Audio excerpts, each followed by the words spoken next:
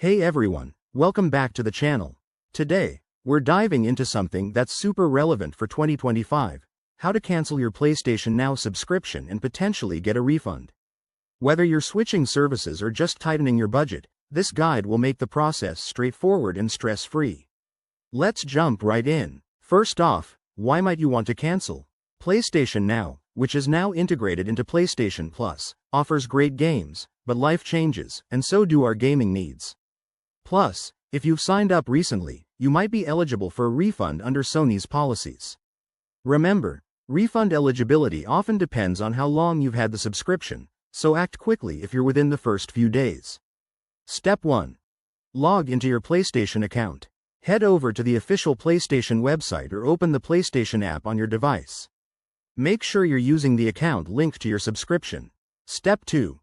Navigate to the Subscription section. This is usually found in your account settings or under PlayStation Plus if it's bundled. Look for an option that says Manage Subscriptions or something similar. Step 3. Find your PlayStation Now or Plus subscription and select Cancel. You'll probably see a confirmation page. Double-check the details before proceeding.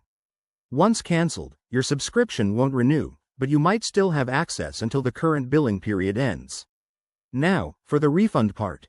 If you're eligible, go to Sony's support page or contact customer service directly.